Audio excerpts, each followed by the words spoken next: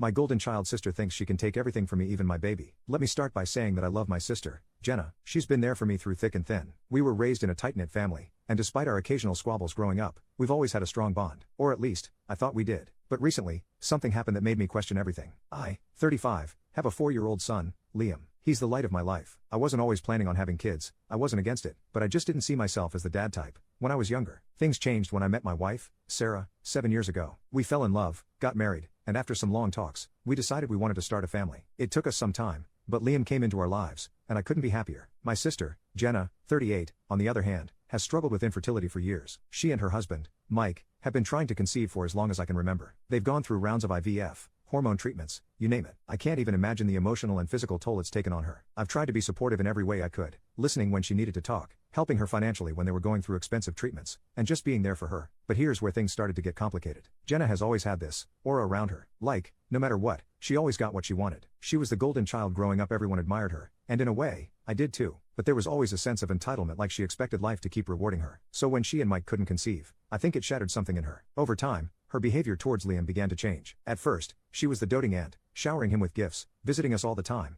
and offering to babysit whenever we needed a break. But gradually, her comments became more possessive. She'd say things like, "You're so lucky to have him. I wish I could just keep him for a few days." Or, "If Liam were mine, I'd do XYZ with him." I chalked it up to her frustration with not being able to have kids of her own and let it slide. I didn't want to make things harder for her than they already were. Then, about 6 months ago, Jenna and Mike announced they were looking into adoption. Sarah and I were overjoyed for them. I thought this might be the turning point where she could finally move forward and find some peace. But after a few months, Jenna started making more intrusive comments about Liam. She'd ask if he could stay over for extended periods or if she could take him out for the weekend, to give us a break. She even started calling herself Mommy Jenna, in front of him, which made me and Sarah deeply uncomfortable. We tried to brush it off as a joke, but it started happening more frequently. The breaking point came a few weeks ago when Jenna came over for what I thought would be a casual dinner. Everything seemed normal at first. Liam was playing in the living room, Sarah was setting the table, and we were all chatting. But then, out of nowhere, Jenna said something that stopped me in my tracks. She said, "I've been thinking, and I think it's only fair that you let me take Liam for a while. I deserve this. You've already got what you wanted, and I've had to fight for everything in my life. I don't see why I can't have this too." I was stunned. I didn't know if I'd heard her right at first. She looked at me like what she said was the most reasonable thing in the world. I could feel the tension rising in the room. Sarah's face went pale, and I could see her gripping the edge of the table. I tried to stay calm. I asked her, "What do you mean by that,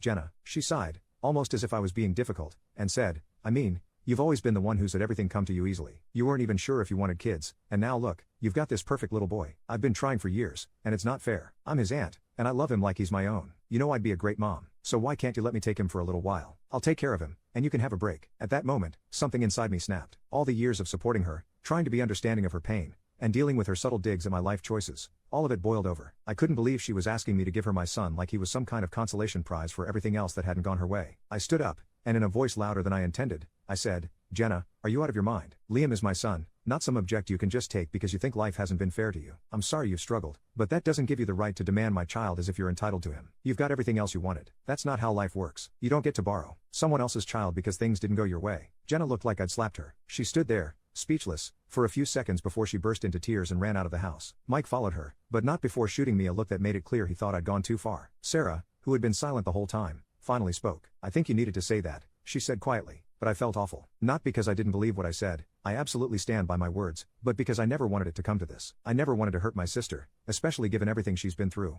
But how could she think that taking Liam would ever be okay?" Jenna hasn't spoken to me since. She's blocked me on all social media, and even my parents have been hesitant to get involved. They told me Jenna is going through a hard time and I should have been more understanding, but I'm struggling to see how I could have handled that situation any differently.